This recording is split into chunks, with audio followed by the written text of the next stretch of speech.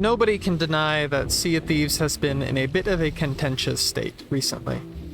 Much of this is attributed to the prodigiously long delay to Season 10, an update that, according to most, failed to meet expectations on a lot of accounts. Personally, I'm not too hurt, since I'm still behind grinding out Season 8's content either way, but I get it.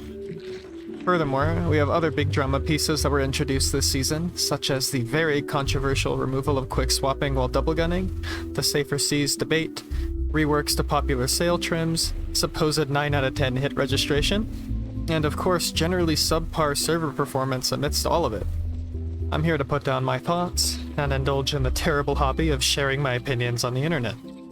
I intend my perspective to be unique here, since I am among the more hardcore people who play this game. So keep that in consideration. Anyways, let's talk about Season 10.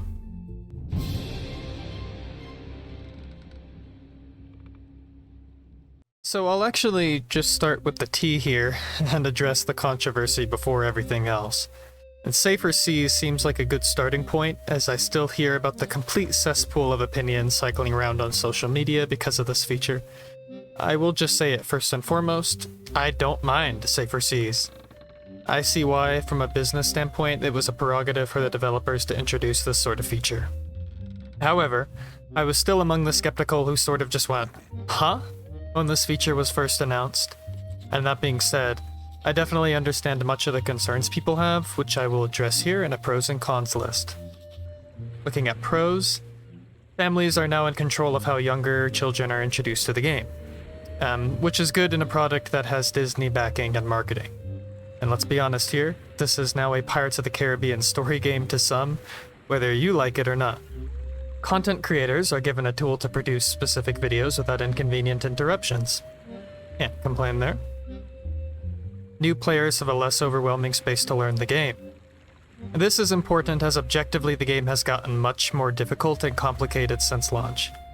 So Day 1 players, the group who tends to be the most furious about this update, neglect that when they first started there were only like 4 activities to do, and all of the opposition had no idea what they were doing either. Now, Swabbies have to contend with a few dozen possible activities to progress the multitude of confusing factions, and while processing that, deal with enemies who have the potential to be vastly experienced and versed in the game's meta. Safer Seas gives them much needed breathing room, especially if they are starting the game alone. And the majority of those who left the game due to frustrations in the main sandbox now have a reason to return. At the end of the day, people playing the game is potential money in the dev's pocket, and therefore financial backing for good updates in the future. So on to the cons. So now the player base is further divided between PvE and PvP, although I hope this gap will close over time. Players accustomed to Safer Seas may develop bad habits and ultimately not be prepared for high seas, which could create a rough transition and potentially even degrade the skill of the player base. Timid players may also exclusively sail in this mode, unbothered by gold and level restrictions because they are arbitrary at the end of the day, and this would undoubtedly rob them from the amazing encounters in the main game. Considering that all but one of my consistent crewmates nowadays are people that I met by fighting in what is now called high seas, this lack of interaction could cut short Safer Seas players' time with the game by a long margin. Some previously prestigious commendations can be worked on peacefully now, removing some of the weight they carry. It's not the biggest deal, considering that there are much more difficult and prestigious grinds for players to work on, so this mainly just hurts those who had already done it in the main game, and now they just feel like that achievement's being neglected. I'm talking about, like the 100 vault sales, for instance. Longtime players feel lied to, and some no longer trust the developers. Rare did say that PvE servers would be something they would never introduce. However, this is still technically correct. Safer Seas are not PvE servers in the extent that Rare defined, being a space to entirely enjoy Sea of Thieves without shared world dangers. Although this new mode does offer a private space, the content is so limited within that it is more of a Sea of Thieves light or campaign mode, rather than being designed as an alternative way to enjoy the entire main game. And that being said, I hope that this trust is regained as the dust settles, but we'll see.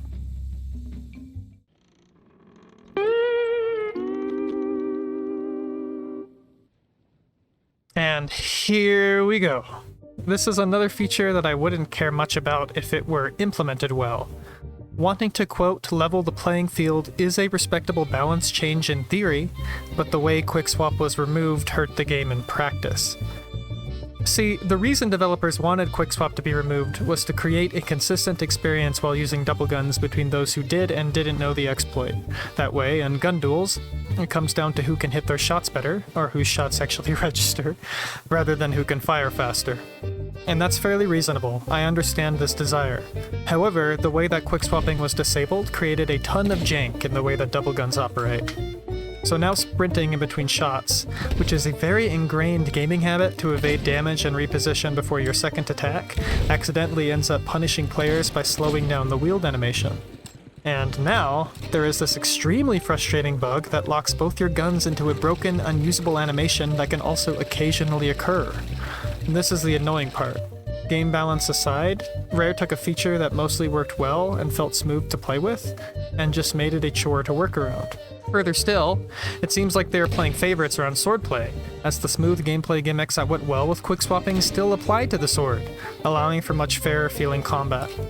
That out there, it just feels like the devs are slapping double gunners on the wrist and deliberately de-incentivizing them from using this loadout. When this update first dropped, I tried swearing by the sword as a result, but the truth is, double gun remains as a very appealing way to play, since especially if you're using the Eye of Reach and Blunderbuss, each gun maintains a unique use case that I don't like to jeopardize. Blunderbuss remains excellent for ladder defense, and poking the other ship's cannon line with the sniper during a naval engagement is super strong if executed well. So double gun remains in the meta for certain, however now players who use it feel like they have weights around their wrists. And talking about all of this makes me wish that this playing field was leveled in the complete opposite way, by just making quickswap a rare-backed feature. If they were to simply make the switching animation faster across the board, and not mess with the sprinting at all, we would be in a situation where theoretically everybody is pleased. People who didn't know the exploit are now equally as speedy as those who did, and the exploiters are still allowed to continue to use their previous muscle memory unimpeded if they so desire. And in my opinion, this speed up across the board would have very little impact on game balance in the first place. For instance, with the regular switching speed, a 2-tap still kills a player before they're able to heal. You are still able to get a guaranteed kill either way, it's just slower and clunkier, aka less fun, in the current state. And if people consider the speed overpowered, you have to remember that the sword is capable of completely stun-locking a person, and the blunderbuss on its own can kill in a single hit. There are plenty of strong workarounds to getting 2-tapped. Anyways, sorry for the salt. That's my take. Ouch.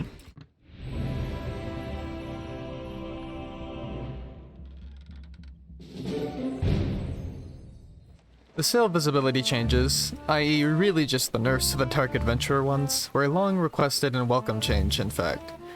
Mainly because, since a certain set of sails had such a high visibility improvement that there was almost no incentive not to use them. Oftentimes, the sails were considered such a staple, especially on the Brigantine, that my crew would go through entire sessions of Hourglass battles and every single ship would have them equipped. In a game about customization and self-expression, having a single objective advantage to one cosmetic isn't great. You essentially require that players formulate their entire aesthetic to match said item, which disables the value of any other decorative avenue that they might want to explore. So, dethroning the DA sails hopefully means that we will see many more unique and impressive sets on the seas. Finally, people will be given the incentive to run sails simply because they look awesome. Enough said. It's a good change. Controversial changes out of the way, let's talk about the remaining content that Season 10 introduced.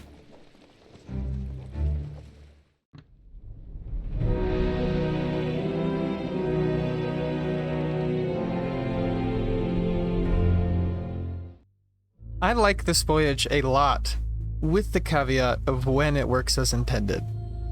The idea of a competitive voyage where multiple crews are incentivized to work against each other to dig up a key in a chest is awesome and chaotic. Since it takes place in the regular shared world rather than matchmaking, this means that in theory you can have multiple parties in the battle of varying ship types as well, leading to a super dynamic PvP experience. This is how it at least was in the very beginning when it first dropped. I had a few encounters of galleon versus brig versus sloop where the treasure routinely changed hands, and it was sick. You've seen that one scene of Dead Man's Chest, right? That's how it was. But these days are already over. The developers greatly overestimated how long it would take people to complete all of the related achievements. And unfortunately, the gold reward for the voyage simply isn't enough to keep people wanting to go for it past that point. And now after just a few weeks of this feature being introduced, it is largely ignored. And nearly every single time I've done a Skull of Siren Song voyage as of late, I have been completely unbothered, which is a shame. I think a few things need to happen to keep multiple crews in this voyage for at least half of the time. Firstly, the reward just needs to be buffed. Considering that you can, with a grade 5 emissary flag, essentially get the same gold from doing a single sea fort or treasury, 50k is not enough on its own. Perhaps if the skull's gold value applied to an emissary bonus, at least, with the grade of the flag being boosted by completing elements of the voyage like digging up a piece or opening a chest, etc., we could potentially be looking at a total of 125,000 gold for a single piece of treasure. That alone, I think, is worth fighting for a lot of people.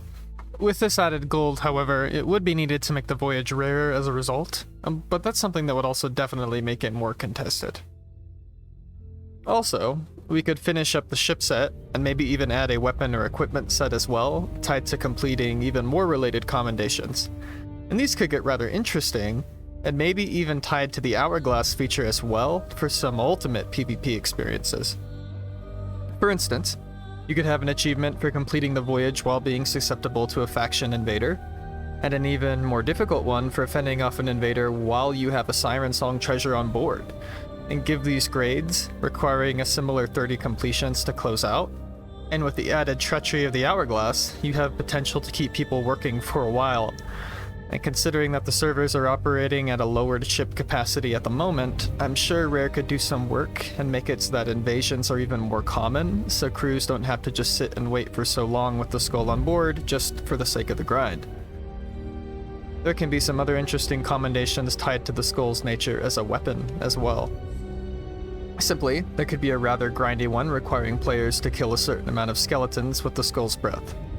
Up the ante and have another one requiring them to kill skeleton and ashen lords, and suddenly you have people completing world events while the voyage is still active. And chaos would definitely ensue.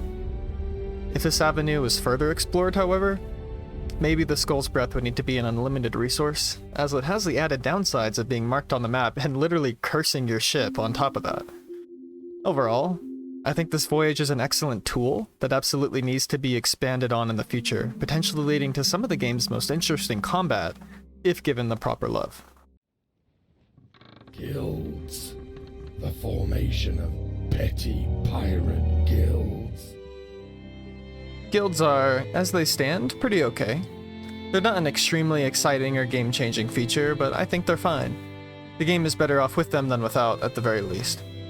Simply put, I like the new emissary flag, I like seeing another number go up while my friends and I play, I like having the privilege to sail on other friends' storied ships, I like the exclusive ship decorations, and I like having new commendations to progress in the background while we work on loftier goals. Though, once again, like everything else in this video, there are things that I, and many others, think need tweaking. Generally, I feel like much of what is promised never came into fruition. A big thing is that the developers, in their deep dive video for this release, said they wanted this to emulate the fantasy of flying your own custom pirate colors. Very cool, though the extent that this is present in-game is somewhat negligible. Yes, players get to create their own emblem, select a color scheme, and pick a guild motto, all great stuff, but barely any of this customization shows up outside of the game menus. Yes, I get to see the name of the guild on my ship's mast and my symbol as well, though it's so small that nobody would notice unless they were really looking for it. And only if I raise an emissary flag do I get to see the color scheme I picked, though I have the silly little handshake logo on the flag itself, rather than my custom emblem. When I was thinking about guilds, I was imagining the privilege to create truly custom flags, sails, and general branding for my crew. At the very least, I would have appreciated if the Unbroken Bonds ship set, which is extremely difficult and prestigious to get by the way, would adapt to match your guild's custom colors. Furthermore, similarly to the emissary flag, It would have been nice just to simply see your own design pop up on the sails and figurehead. This, I think, would make leveling up one's guild to the highest distinctions a much more rewarding endeavor. As it is, this ship's livery is pretty, but a little underwhelming for being such a rarity. Overall, I enjoy guilds, and I enjoy the sense of camaraderie that they incite between my friends and I. They could be more interesting, but I'm happy we have them at all. It's a fun enough feature as it is. Overall, I hope I succeeded in giving an honest critique of Season 10, while still staying on the side of optimism and understanding.